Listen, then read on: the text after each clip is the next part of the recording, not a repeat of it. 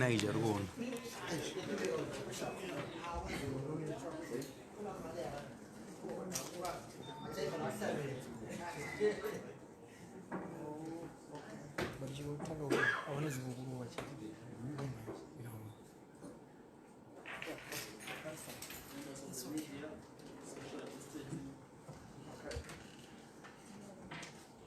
Social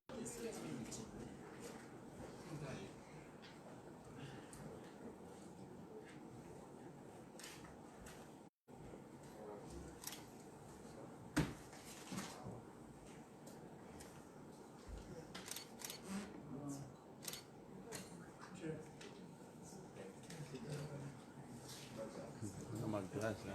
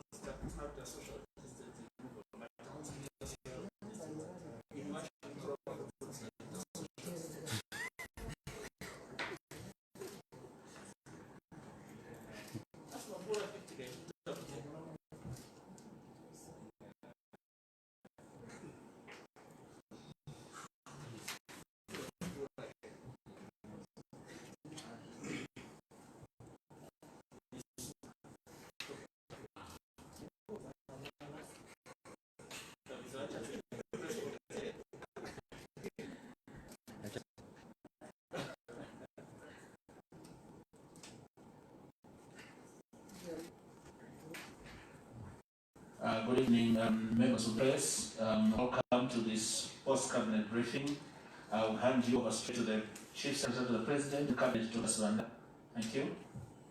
Thank you, Secretary. Let me welcome members of the media for our usual briefing. This time is the 12th cabinet meeting, and I'll hand over to the chair of the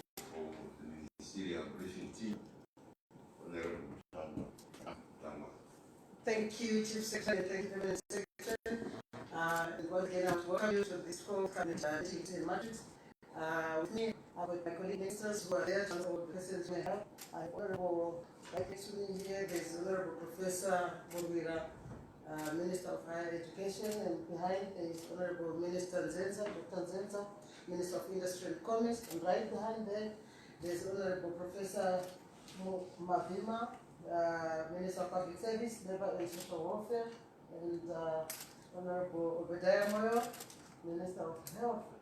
And I think I've seen right on the other side there, my colleague Minister of Energy, Honorable Chasi. There's somebody else? Oh. See now? Social distancing. And I do have also the Minister of Finance, Honorable Professor Mutuli Mwembe.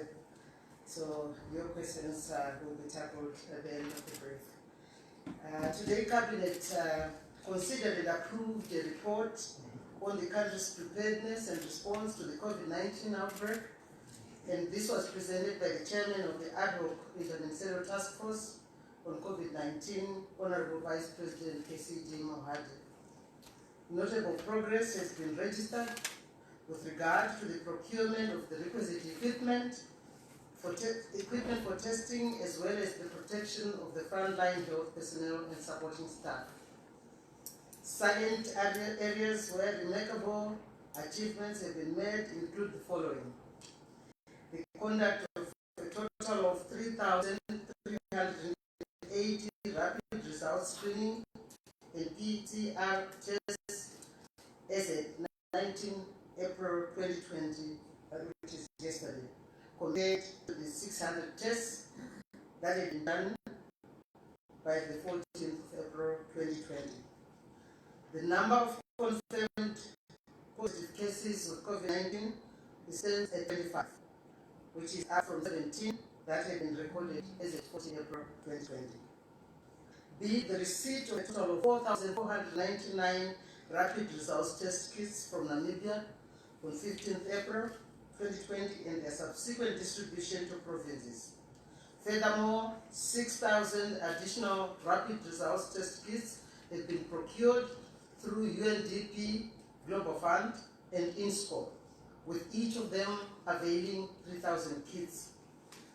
And then 10,000 Gene Expert cartridges are expected into the country today, the 21st of April 2020, with further 20,000 Gene Expert cartridges being procured by UNICEF to help in the rolling out of the testing for COVID-19 provincial and district levels. Consignments of 18,800 extraction kits and some laboratory consumables have also been received from JECMA and the World Health Organization on 18th April 2020.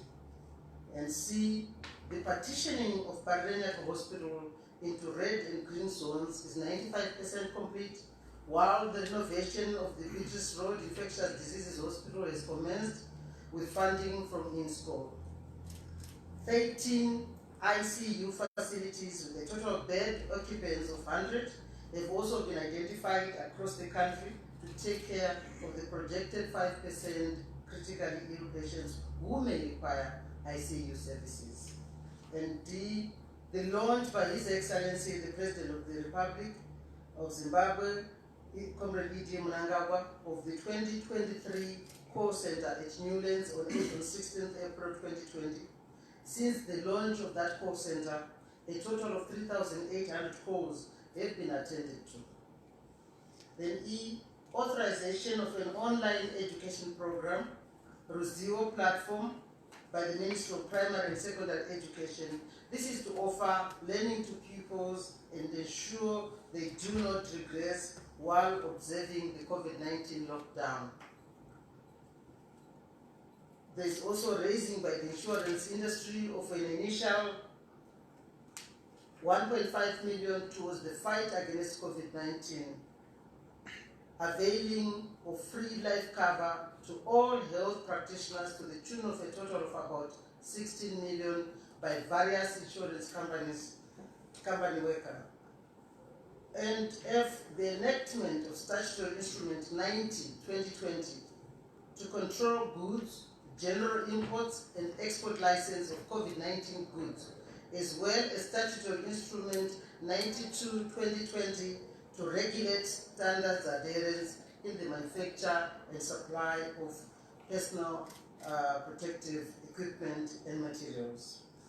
In view of the foregoing, Cabinet agreed as follows: that the COVID-19 testing program be expedited, commencing with all frontline personnel, and that is already started. That also, in order to meet the requisite number of tests directed by Cabinet of 40,000 tests by 30 April 2020, health testing units will be engaged to complement and or bridge the personnel gaps that may arise in the Ministry of Health and Child Care. That as this is a state disaster, all workers are compelled to provide service as required. And also that the agreed risk allowances, insurance, and other incentives be availed as per agreement.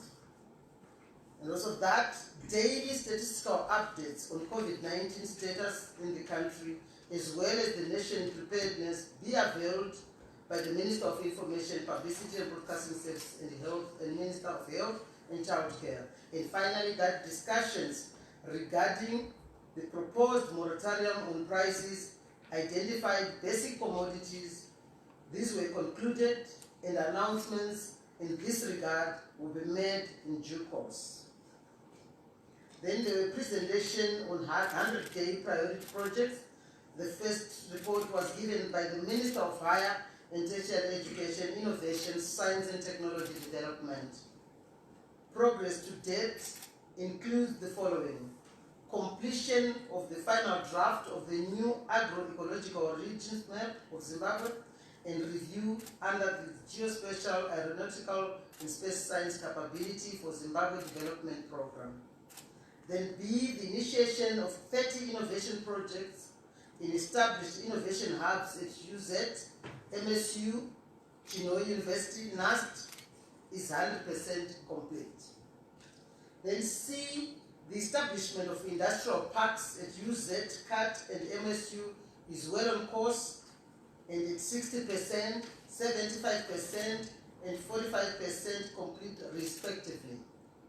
And D, under the application of new cattle reproductive technologies programs, pilot artificial insemination of 93 out of 360 cows in Menezi and Terezi has since been successfully conducted. Then the next 100-day priority projects report was given by the Minister of Health and Child Care, Honorable Obadiah Moyo. Progress registered includes the following: plastering and flooring of the newly built obstetric fistula unit at UBH in Lawal have been completed under the Super Specialists Hospitals program. Then B, the construction of an uninterrupted power supply unit has been completed at Mupilo Central Hospital and is now functional. C, the construction of the National Pharmaceutical Warehouse is 30% complete, with the hazardous substance unit almost complete and awaiting roofing, electricals, and other internal finishes. And D, renovations at the National Public Health Emergency Operations Center in Zimbabwe premises have been completed, with the premises now adequately equipped and ready for operations. Under the Ministry of Information, Publicity and Broadcasting Services, the Cabinet was informed as follows: pertaining the revamping of FM radio transmission in Mashonaland West, it was reported that a new transmitter had been procured in the previous year under the Zim Digital project. And on the licensing of 6 new television stations and 10 community radio stations, Cabinet noted that an invitation for aspiring licenses to file the application with the authority was done. The project was expected to be accomplished by May 2020, slightly after the lapse of the 100 days cycle. Regarding the construction of massive mobile stage and public address system for road shows, it was reported that the system design had been completed while the procurement and construction of system components stood at 60% completion, and that panels for the screen as well as the wiring and cable of the outdoor public viewing screens had been fitted. All the projects had been slightly affected by the lockdown. And also that the Zimbabwe and 40 documentaries were produced, and that was shown on TV on our Zimbabwe at 40. That actually gave an opportunity for Zimbabweans, especially young generations, to understand the history of this country. And then the next presentation on the 100-day projects was done by the Minister of Home Affairs and Cultural Heritage, Honorable Minister Kazembe. And the minister reported as follows: that construction of Chimoyo Block C flats ZRP is at 54% towards completion of the superstructure, and that decentralization of passport services to Chitungwiza District Central Registry currently stood at 20%. That also installation of a queue management system at Immigration Headquarters Harare is now at 40% towards completion. He reported that refurbishment of the visitor facilities at the Cheremba Balancing Rocks Monuments in Epworth, Harare, currently stands at 70% towards completion. And also that the project of converting an existing building at Girls High School into a community archive was completed on 27 March 2020 as planned. And finally, he reported that the construction of a waiting mother's shelter at our clinic Zaka District Mashingo is 25% towards completion. Cabinet noted that the project could not be realized because of the delays or due to the COVID-19 lockdown. Then the next report which Cabinet received was given by the Minister in charge of Energy, Honorable Chasi. Cabinet noted with satisfaction the improved power supply situation, which can be attributed not only to reduced demand due to the lockdown, but also to the implementation of the demand-side interventions, such as the introduction of prepaid meters and also the unlocking of power imports following settling of debts. Cabinet also welcomed the farmer support initiatives that will guarantee agricultural production, especially now as farmers are preparing for the winter wheat program. I thank you sincerely. Thank you, Chair. And now we have the opportunity to ask questions. So we give you the chance. I'll start from my left this time. Yes, Mwe. Thank you very much. I've got two questions. My first question goes to the Minister of Health. We have around 9 days left before the 31st of April. We have a balance of around 36,000 for the target, giving us an average of around 4,000 to 5,000 tests a day. I want to understand from the Minister the work plan in achieving the 40,000 tests that the government set for itself by the 31st of April. And then my other question, I don't know, with indulgence, other countries have calculated the cost impact.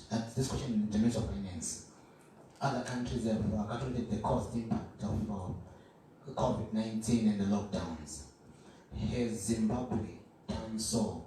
And is there a revision in terms of our growth prospects for 2020? Looking that we have spent close to 30 days by 3 May, which should be partially unproductive. What will be the cost impact, and also what will be our growth prospects come December 2020? Thank you. Thank you very much.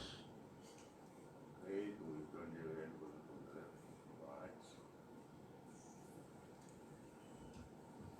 Good afternoon. My name is Matso Tapatapa from Star FM. I just want to ask the Minister of Social Welfare. We have seen that 21 days have elapsed, and the people have been expecting government to give them at least a cushioning during this period. And last week you indicated by Wednesday, people should have received their money. But now we are seeing days have gone and people are crying out there because of hunger. What is government doing to make sure that those people are cushioned on time? And also, maybe if you discussed the issue about the returnees, those who are coming from other countries, there's been an issue that those people are being subjected to environments which are not conducive, and they are crying out that government maybe should take them to better places. What's the government position on that? Thank you. Okay. Yes, please. Privilege DW News. To the Minister of Health, what is the overall national COVID-19 testing strategy that we should see going forward with resources that are being mobilized so far?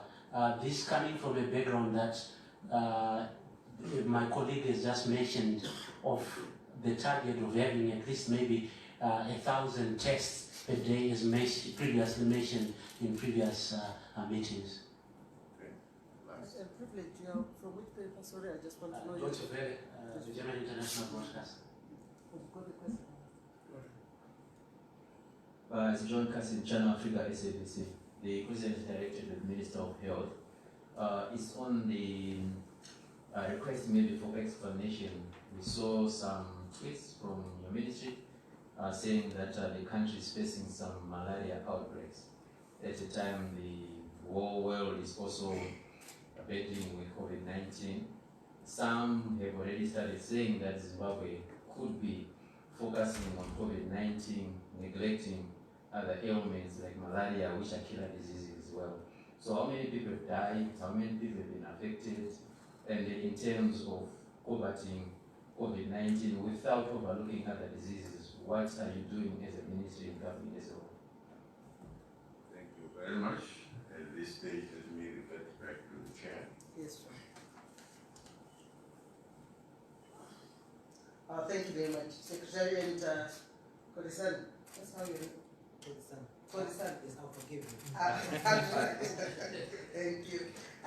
He would like to know from you, Minister of Health, that with this balance of 36,000 up to the 31st of 30th of April, and it says, what is the work plan to achieve this target?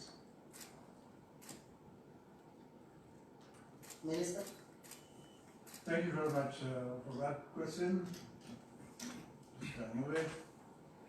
Yes, we have a target, and that target is 40,000. And I emphasize it's a target. It's all dependent on the availability of samples. Right now we've been preparing for the testing materials, and we have those in place, whether it be rapids or whether it be the PCR. So testing materials is available, and I hope you realize that we expanded the clinical definition, the WHO clinical definition, so that we'll be able to capture more cases. That's in hospital. We've said all patients in hospital are admitted, they have the opportunity to be tested. Any case who is in hospital right now, we are saying to our clinicians they should treat it as a suspect COVID case. So that's the basis, that is the source of sampling material. At the same time, we can expand those numbers by giving the opportunity to all our healthcare workers. So that's a big number. If you look at the nurses alone, it's 18,000. So that's a big number. So we can target those, all the doctors, all the laboratory people, all the healthcare workers, their source of materials. And then we can even go further and request people to come to the hospitals for testing. You know, so there's all the opportunities to be able to increase the numbers. But my point remains that that is a target figure which we are hoping to reach, and we will try and get that to that figure. The materials are there. It's a matter of ensuring that we have our testing scheme running smoothly and in place. So this is what is in place. We got the kits, the personnel are there. You know, we want to increase the personnel. We're also going to rope in, you know, the personnel from the army, from the medical personnel who are working in the army, who are working in the police, you know, prisons, you know, to come forward and give assistance in the collection of the samples. That is the key issue, collection of samples. Otherwise, everything else is in place. Thank you. Thank you, Minister. And the next question is to you, Minister Mtuli Mube. What is the cost of impact of this COVID-19 lockdown on our economy? And you also wanted to know whether there will be a revision on the growth targets. Minister Mube. Thank you. Who asked the question? It was the same person. Yes. You wanted to Thank you for your question as usual.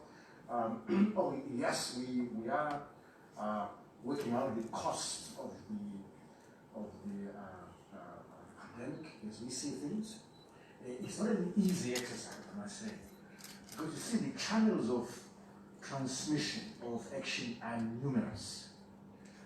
First of all, we have got the impact of the prevention measures in the first place, which is the lockdown. That's a prevention social distancing measure. And then there is a channel through tourism that, you know, that sector has been impacted by the absence of foreign travelers and also the airlines which are not flying. That's one channel. The other channel is the global commodities. As you know, we are an exporter. The mining sector is the largest exporter.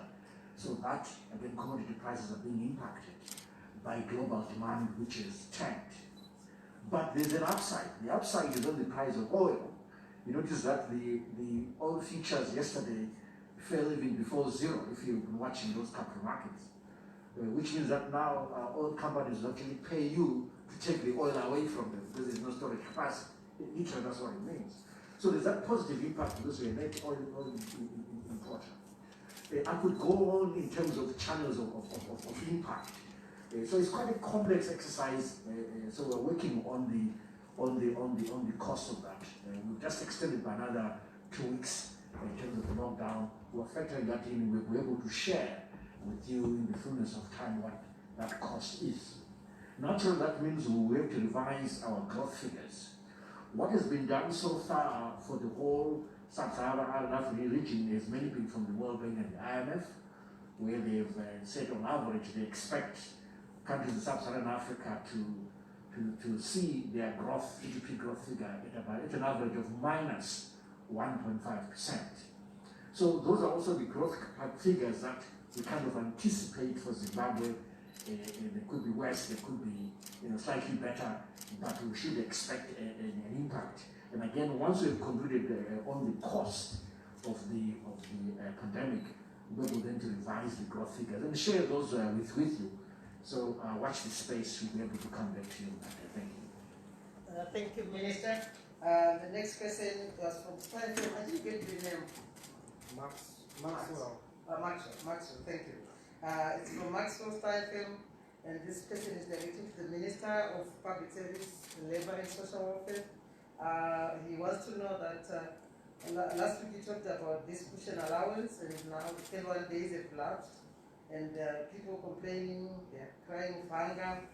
When is this cushion allowance going to be given? And maybe you can also tackle the next question from the same person on the returnees. who are arriving, of course, and they are quarantined on arrival, and they are complaining about the environment in which they are staying being not conducive. What is the government's comment on that? Thank you. Honorable Minister, Professor Mavima. Thank you, Honorable Chair. Thank you, Maxwell, for the two-pronged question.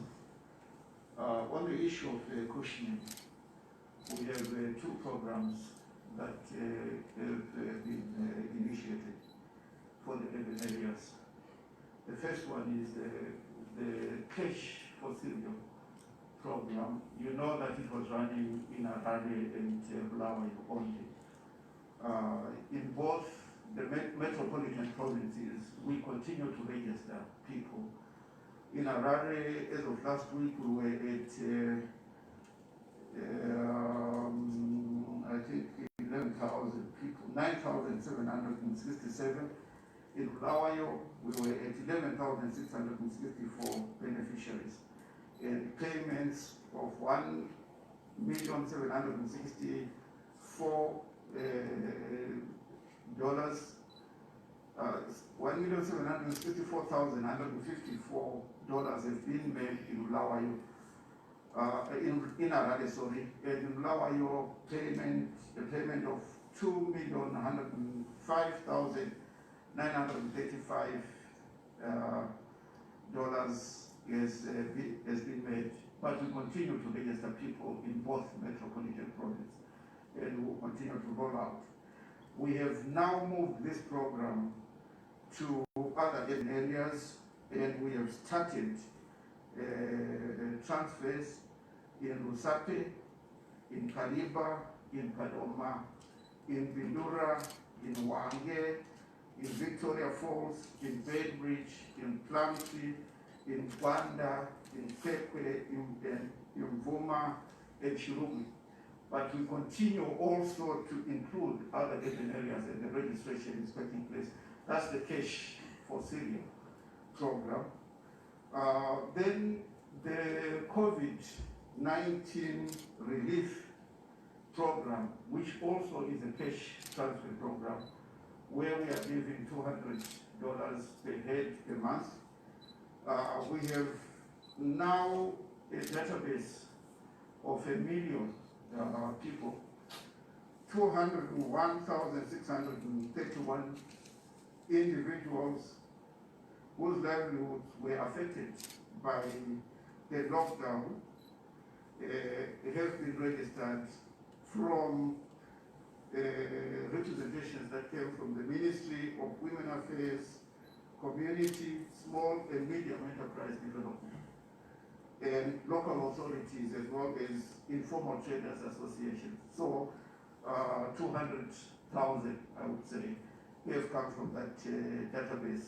Another 800,000 beneficiaries have been identified using a database that was given to us by the Ministry of Finance and Economic Development. And so we have a total of 1 million now. These have been submitted to Treasury for final approval. As soon as that final approval has been given, we want to give out the 200 person disbursements, which will mean that before the end of April, we'll have disbursed 200 million for this month. There are provisions for May and also possibly for June under this program, targeting 1 billion. So this program, we are now at a very advanced stage. As soon as we are granted the authority by finance, we will start disbursing as early as tomorrow. If that comes tomorrow, then we will disburse because the database is there. You mentioned the issue of returnees. And you are saying, some of them are saying the places where they've been put are not conducive for one reason or the other. Let me indicate to you that we never had issues when we put people in zipper. We have had issues, we have had complaints about Belvedere Teachers College. And I'm going there tomorrow to look at the conditions to see what the basis of these complaints are. But you have to understand that Cabinet has made a decision to say even if ZIPAM has additional capacity, it is not proper to put new returnees at ZIPAM. We have to find other places where we can put returnees. Why? Because the ones who came to ZIPAM was clean and were found, those who are still there were found to be negative of COVID-19. If we bring in another group and put it in ZIPAM, a simple mistake of mixing these might actually end up infecting a lot of those detainees who were free of the disease. So what we are looking at here is to get as many places as possible where we can put people. And I'm glad to say that we are in the process of revising the time period we are going to hold people to maybe 8 days. If we can do what is known as PCR testing and people turn out to be negative, then they may be let go to their homes if they are negative, because that test is quite conclusive. So all those have to be taken into consideration. If there are problems, real problems that Belvedere Teachers College, we are going to consider moving those people to another place. But we have to keep in mind that we will be getting other returnees as soon as possible, and we may run out of places. So the returnees themselves have to bear with us. You can't expect first-class facilities when the country is facing a national disaster, which is what COVID-19 has been declared to be. So they have to bear with us. Some of the conditions may be minimal, the standard, but we are dealing with a crisis. They have to understand that. But we don't want them to be in squalid conditions. That's why I will be going to Belvedere Teachers College to look at those conditions. Thank you. Thank you very much, Minister, Professor Mavima. I think that was really exhaustive. You are happy, I'm sure, Then we go to privilege from Deshbeda, Health and Minister of Health and Childcare. I think you have sort of tackled this area on, but if I got him right, he wants to know what is the national strategy going forward with resources put so far. Thank you very much, Chairperson. I just want to add on to what Professor Malvima was talking about with regards to the 8 days. In order to ease the burden at the quarantine centers, Cabinet actually approved the PCR testing of all returning residents who are held in quarantine at day 8, from the day they were admitted at that quarantine center. And if they are found to be positive, they will be sent for isolation, to an isolation center. And if they are negative, they will be released. So that makes life easy, and it decongests, the facilities. So that's the first issue. Then regarding the issue of the strategy which we have, I think I said most of it, but I will handle it from another angle, that is of the distribution of the centers. The intention is that we have testing centers right through the country. Right now we've got the Harare, where we are doing the testing of PCR testing, and also in Bulawayo. And now we are awaiting, as indicated by the chairperson, You know, there are some kits which have arrived, you know, for our gene experts, PCR machines. So those will be at the provincial level, starting with the first 13, which is the 8 provincial hospitals plus the 5 central hospitals, making a total of 13. And then from there, we'll cascade down to the district and to the clinic level. You know, so that's the strategy. We want to be able to make it easy for the population to be able to walk in the shortest distance possible to be able to access a testing site. And then, you know, as we also move, we have some mobile testing platforms which we will also be putting into use. So we want to expand as much as possible our testing capability. So that is the main strategy that we have. Have as much sites for testing as possible. And this will allow us to be able to capture more numbers. You know, as we have more sites, more people coming through and more numbers. And at the same time, we'll also be able to ensure that you know, the number of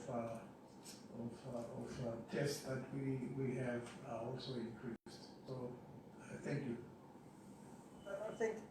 Thank you very much, Minister Moyo. The next question is also directed to you, Minister of Health. This was from, was it Secure today? No, it's John Cassie. Oh, yes, SABC. And Minister, he wanted explanation as to the tweets. He saw that the country is facing malaria outbreak. So he's worried that he'd like to know whether because people are all focusing on COVID-19, possibly neglecting other diseases. And he also wanted to know how many people have died from this malaria outbreak. Minister? Yes, the issue of malaria outbreak is for real. This happens to be the peak of the malaria season, as usual. And I have to also indicate that the burden of testing, which normally takes place during this period, has also been hampered by the COVID-19. We now know that from the past, what used to happen, what normally happens is, you know, we'll have all our teams going out to test for malaria and to make sure that the people who might be positive for malaria receive their treatment. So right now, what we're experiencing is a slowing down in that process. You know, so we are getting all our teams out. So far, we've lost about 152 people due to this malaria, you know, right through the country, not just in one area. You know, so it is an issue which we are tackling, and I'm sure we'll be over it. So we'll be over and above it, you know, very shortly. So the malaria season is now, and this is the time when most of the people, you know, would get affected. You know, so we would expect that rise, you know, in the malaria cases. Thank you.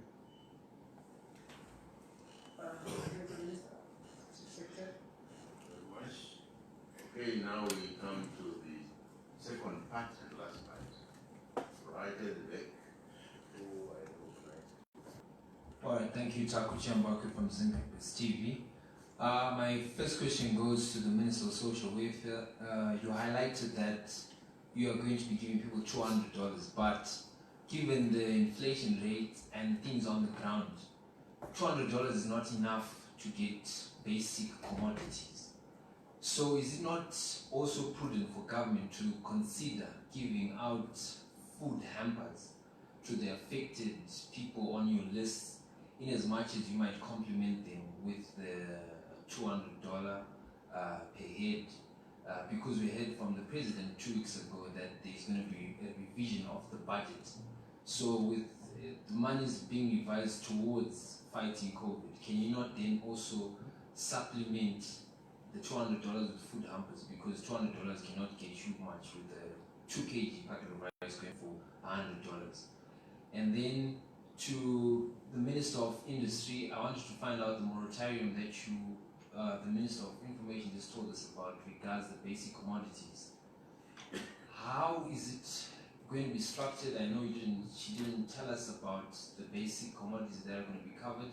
How is it going to be structured so that it does not affect supply? Because at times when we get to points where government interferes in pricing and supply, you then have these challenges of accessing products. So how are you going to work it out to ensure that we don't have shortages of these basic commodities? Thank you. Okay. At the back. My name is Tapazokofa. I'm a freelancer. My question goes to the Minister of Social Welfare. My first question is government monitoring the distribution of raw laming?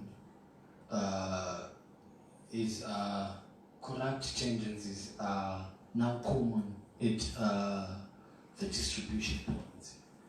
And at times it is alleged that security forces are the perpetrators of the corruption at the delivery points. And my second question also goes to the Minister of Social Welfare. Is the ministry or government considering another way of distributing the raw laming? Because the current one, social distance is not observed at all. Thank you so much.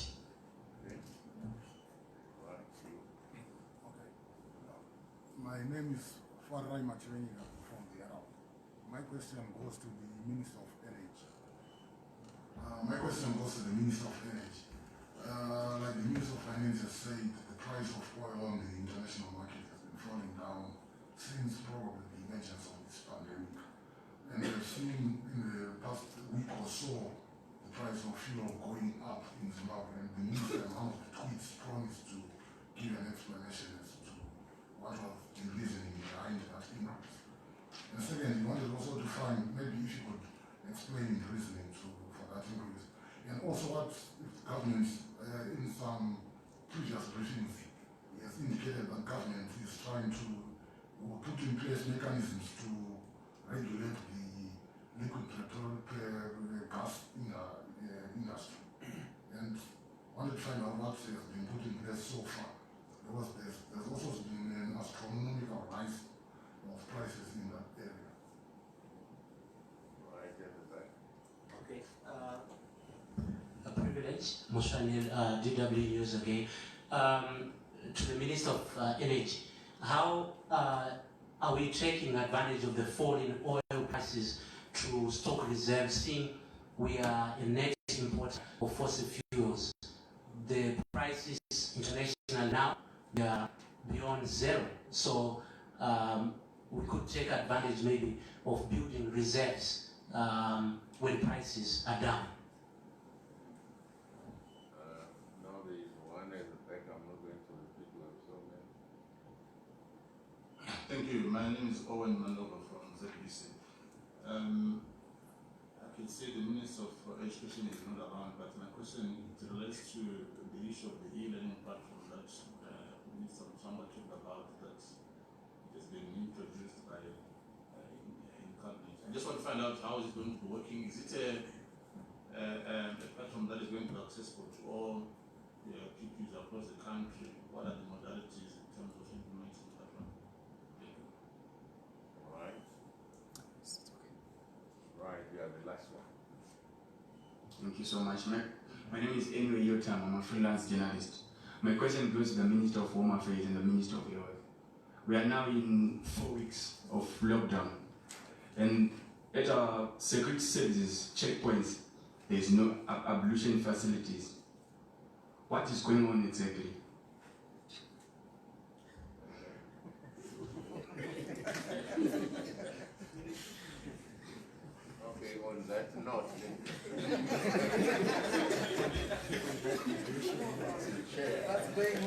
All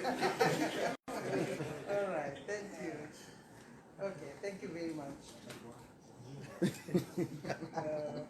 Yes. Thank you very much. I think we started with Kufa, right?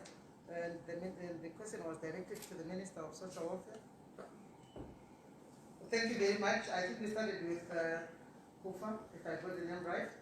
And the question is directed to the Minister of Public Service, Labour and Social Welfare. The question is government monitoring the distribution of meal meal? And the next question, maybe since Honorable Kazembe is here, security forces are perpetrators. That's what he is saying. And also back to Minister Mavima. He says is a ministry considering another way of distributing meal because the way it is happening right now, social distance is not being observed. Minister, I'll start with Minister Mavima. Thank you, Honorable Chair, but you disregarded the Takucha Mbape's first question, which was about food hampers. Yes. So I didn't forget you. I have your question. It's okay. Handle that one from Kufa unless you want to start with. Yeah, that was the first question. Yes. Taku, the issue of food hampers has been brought up many times over by a number of people. We are currently giving $180, and indeed it doesn't cover much.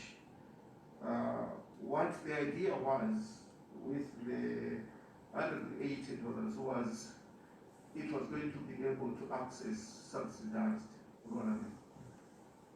But we have a number of issues related to that. You know, the supply side has been very limited, and people cannot access. In many places, they cannot access the subsidized government. To add on to the 180 requires additional resource allocations. Even if we say, let's do a food hamper consisting of sugar, soap, and salt, and other things like that, there are resource implications there. And a discussion has to take place within the constraints that we have, fiscal constraints that we have. It has to take place with my colleague minister in Treasury. We also have to consider the logistical issues related to delivering food hampers to every household. Again, you know, it's something that we are considering. We are also working on issues related to the supply by our own silo foods, private limited, which is wholly owned by GMB. If we can boost supply from there, then it means we are able to ease all the pressures, especially on government. And then maybe we can free up some of the money that we are currently giving to people to buy a few other things. So these are all issues that we have to consider. But the resource envelope has to be sufficient for us to go and do a food hamper. And then we have also to consider the logistical aspects, including the cost of moving with whatever food hampers from the place of production to the families. All those have to be taken into consideration. The issue that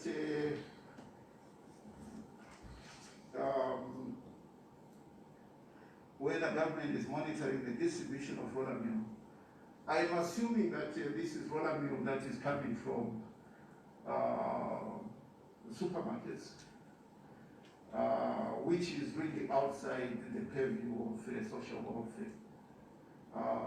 What is required there is probably the enforcement of social distancing, and also the enforcement to make sure that there is no arbitrage that is taking place or some rent-seeking behavior that is taking place there. This is beyond the Department of Social Welfare. Where social welfare comes in the distribution of food is where we are giving 50 kg bags of maize in rural areas. Also under our department is the program that is being run by WFP, which includes mealie meal, which includes oils, which also includes pulses. Those are the ones that are under my department. But the ministers of Home Affairs and Cultural Heritage, and also the Minister of Industry and Commerce who are here, can shed more light on the distribution in supermarkets. Again, from our perspective, if we unlock more delivery coming from side of food, of Rollaman, then even the issue of social distancing can also be addressed. Because in this particular case, you find people really complicating one place and want to be the first to get into that supermarket. But if they know that there is sufficient supply, then we may actually ease up the congestion. And we are working together with the Honorable Minister of Finance and Economic Development and the Honorable Minister of Lands and Agriculture to make sure that we have ramped up production within Zanu Food. That announcement will be coming very soon. Thank you. Okay, I think I want to go back to Minister of Finance if you've got anything, because Kapu was, I wanted to know whether there will be also a revision of a budget in terms of that allowance, that cushioning allowance. If you can come in, and then later I'll go to the Minister of Home Affairs and Minister of Industry and Commerce. Thank you, Mr. Mtsangwa. Two things on the $200 cash transfer allowance. Whether we revise it or not, or need the other one, which is 180. I think we started with 180, which was in lieu of cereal. No, you see what's happening is that we're a moving target in a way. So to the, let's say, 10,000 people in Harare, we have extended $180 per person in lieu of to cover their Rollaman needs. But what's going to happen is when we start paying out the 200, which is in the next few days, the same individuals are also going to benefit from that. So actually you have an overlap where the person will get the 180, and in addition to that they get the 200, and that will make 380.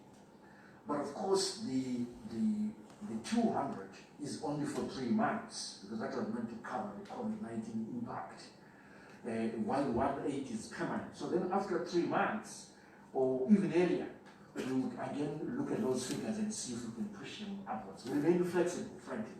And of course, the issues are ones of budgetary constraints, but we remain flexible in terms of relooking at those numbers. But in the meantime, we know that there's overlap, so they are in fact going to be receiving 380 rather than just 180 or indeed the 200 is the two together, that overlap. Maybe just one footnote on the selection of the 800 people, 800,000 people, I'm sorry. Within that 1 million who are receiving the $200 per person. We've used quite a detailed approach to get into this figure, I can tell you. We've used all manner of methodologies from different angles. For instance, we've actually looked into the accounts of the so-called valid. We initially did a database of 3.5 million people. We looked into the accounts, checked the movements of the funds, so that we could get to those that really need this support in terms of what's in the accounts, the movement in the accounts. And we've used data from the banks as well as data from the mobile banking platforms. They've cooperated with us very well. Secondly, we've also checked where these individuals live using GPS information. we know where they were 1 minute before the lockdown was declared, because we have their mobile number. So we know where you live. So we're able then to see if the movements in your account are low and we think you qualify for the $200, but you live in Glenlon, that doesn't mean you deserve the $200. So we have to know from where you live that I have a problem, we need to adjust. So we've been quite sophisticated. Thirdly, we've also taken the information of where you were at midnight before the lockdown, 1 minute before. We've mapped it onto, or rather used satellite information imagery to check where you really physically live. Okay? And then fourth, we've taken data from Zinstats, population surveys and so forth, so that again we've got a fair distribution of beneficiaries across the country. We've been very sophisticated. And we run an algorithm that optimizes on all these variables. And it says, A definitely deserves the 200. Information which you may that I would like to know. And also, his worry is, will we continue to have stocks in our supermarkets? Don't expect empty shelves. Then you can tackle it together with this vision of food chain. Thank you, Minister. Thank you, Taku, for that question. Without doubt, food prices have been going up a lot from last year, and they continue to go up. When the President announced the lockdown, the food basket went up again. This escalating prices has continued to impact on the consumer, who's the end of the value chain. The basic commodities that have continued to go up include bread, sugar, cooking oil, meal, flour. Let me give you the figures. In February 2020, the bread basket for a household was $4,650. On April 11, the Consumer Protection Affairs and Ministry of Industry and Commerce did a survey, and the bread basket had gone up to $6,660. This caused a lot of pain on the consumer. We have met with the suppliers and the producers. This was a multi-sectorial meeting which was held on the 11th of April. And the people involved are those who produce, manufacture, and distribute food. The aim of that meeting was to put our heads together to see how we can protect the consumer. The people who attended this meeting include the Grain Millers Association, the Confederation of Retailers, and others. We came to an agreement which still needs to be announced, and we intend to make the announcements together with them in due course. Now, regarding supply, during this meeting that we had, it was agreed that the producers will continue to produce food on the shelves. Now, the second question regarding the roller mill. We have been monitoring again the grain subsidy program. Yes, admittedly, there have been some hoarding. However, we have a solution and an example. And this example is seen in the township of Vengere in Rusape, where during this time of the lockdown, what has been decided by the retailers and the community is to register each household for the grain subsidy. And then the supermarket, Panmat, for example, goes from door to door and delivers the roller mill 10 kg at $70. So we intend to replicate this example to stop hoarding and also profiteering by unscrupulous vendors. Thank you. Thank you very much. I think you have also dealt with that question from the freelance who wanted to know other ways of distributing mailing and observing social distancing. And I think that example which you have talked about will cater for that. Now I come to you, Minister Kazembe. We know that you are doing a great job working together with the Ministry of Social Welfare and making sure that these people continue to go out there with doing the essential services.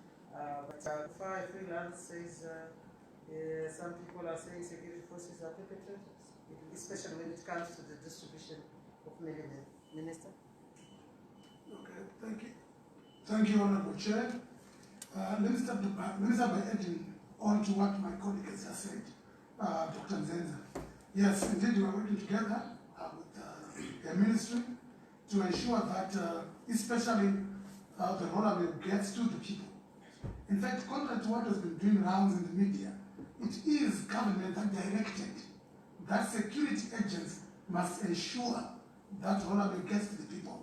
This was after the citizen had complained, similar complaints that were raised by the journalists, that some are overcharging and some are holding. Let me make it very clear that the statutory instrument, I think it's 83 of 2020, or I'm not very sure of the number, but it's prohibited to hold the subsidized rollerblade. It's also prohibited to charge at a price higher than the stipulated $70. So it was the government's directive to ensure that the rollerblade gets to the people. So we're working very well, and it has been explained clearly by my colleague here. And then the issue of alleged corruption, whatever it is, by the security agents. Look, these security officers are people. If this is happening, please, we always appeal to the citizen that let us know. We do not tolerate corruption, neither will allow our people our police officers or security agents, in total, to be involved in these things. But again, it does happen. So we kindly appeal. In fact, in my view, the best police officer is the public, because you are the people who see these things happening. So we are appealing to you to tell us if this is happening. But otherwise, we are doing our utmost to ensure that rollerblade gets to the people. And I want also to say whatever the minister has said, what is happening in Manicaland, it's commendable, and we are looking forward to ensuring that we do the same in all the other provinces. And then I think the other issue which was too direct and a bit harsh. No abolition facilities, what's going on? That was a good one. Yes. Yes, there are no abolition facilities in some roadblocks. Roadblocks, by their nature, they are not permanent. They are always, it's either they are here or there. But what I've also observed, I've been moving around, some areas where the roadblocks have been permanent, they are abolition facilities. I'll give a very good example. As you drive towards Mazoe, right before or around the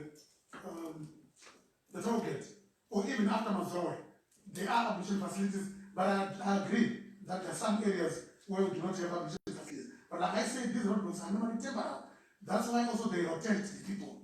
We find they're always changing. You have 5, 6, 7 people at every station so that they can always rotate. But however, it's something that we want to look at as well, to see if in certain areas we cannot have those mobile ones. I would like to thank you for the questions.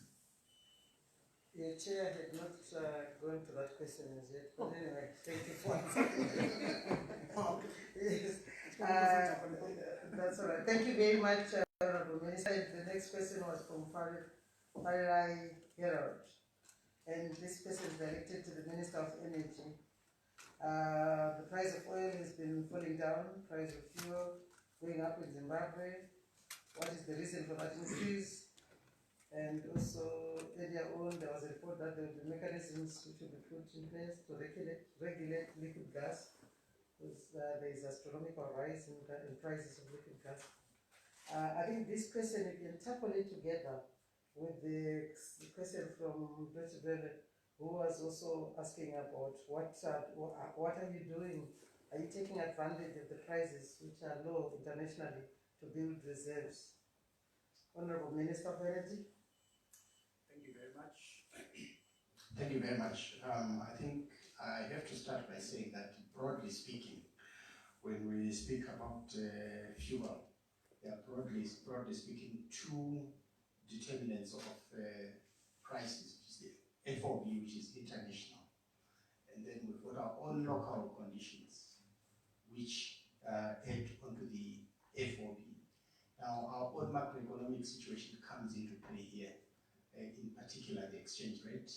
We have taxes, which are not determined internationally, but which are local matters. Those determine eventually what the price is. Of course, the complaint is that the price of fuel is gone up, which is true for the reasons that I've indicated. But we also need to understand that given our own situation, we are still at the bottom of the pile in terms of the cost of fuel to the public regionally, creating opportunities for arbitrage. I think you're all familiar with these issues.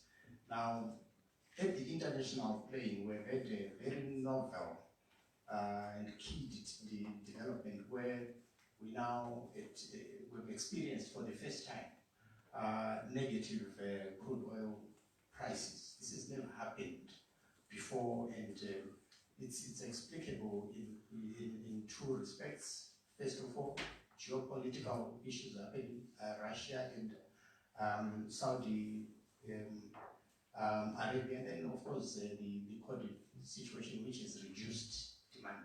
So you're in a situation where people have forward bought fuel and they don't have storage for it. And so you find that the producers are now, even as Professor Ngcobo has correctly indicated, they are now even paying the buyers to take the fuel. So the disharmony that is unprecedented has resulted in producer incoherence, particularly between Saudi Arabia and Russia. And so that has resulted in instability of the prices. We don't know how long this is going to be in place, and whether it will be sustained for a considerable period. But what I can assure you is that as a government, we expect that those that bring in fuel will seek to ensure that the public of Zimbabwe benefits from the pricing that is existing at the moment. And so we will take every necessary action to ensure that we don't have people pretending that they are buying at very old prices, and yet we've actually been in a situation where prices have gone negative. We will, of course, keep watching the situation, and with a view to ensuring that where we can take advantage in terms of buying at current prices, we'll do so and pass on the benefit to the public of Zimbabwe. We will, in due course, advise you of what those steps will be. The area of gas is a matter of serious concern for us. The spirit of profiteering, which is now endemic in the countries, is a matter of concern. Some players in this sector seek to take advantage of the power situation. They know that the public, some may not afford the power, or it may not be available at certain times. And so the pricing has been informed by the spirit of profiteering. We are currently engaged in discussions with stakeholders and coming up with the relevant policy and regulatory framework to deal with a variety of matters, including standardization of equipment and standardization of the gas itself. There are many things that are happening there, people taking this and that and mixing it and selling it to the public. So we have a lot of matters that we are addressing there. Thank you very much. Thank you. And the last question was from Owen Moldova from ZBC. Excited, though, he wanted to know more about the e-learning platform. I want to say the committee of the task force has already been informed about this proposal to introduce this online education program that will keep learners learning and ensure there is no regression. We know our kids have been out of school for so many days, and there's another 2 weeks extension which has been done. Certainly, we feel that this Resume platform, which is being offered by Higher Life Foundation, it is zero rate, will benefit a lot of our children in the country. So in terms of the modalities which we wanted to know, that we will be giving that to you in due course as soon as those modalities are put in place. I want to thank you. I think that brings us to the end. Anyway, your question has been dealt with by the Minister of Home Affairs. And this Benning will come to the Chief Secretary, if it's Benning, it's okay. Please, last one, I guess thousands of Zimbabweans, millions of Zimbabweans were waiting for this question. Okay. Did the cabinet... yeah. I like that. I'm representing the masses. Okay, did the cabinet discuss issues of rentals? Because I know it has been 4 weeks without going to work. A lot of people, they have no money to pay their rentals. So did the cabinet discuss anything about that? Not indeed, but I think the chair Certainly. has the latitude. No, certainly you are right, Chief Secretary. That was not discussed. That wasn't discussed. Thank you for. Can you discuss it, please? We are all representing for the masses. We are all representing the masses, and thank you once again. And I first want to thank my colleague ministers. So thank you very much.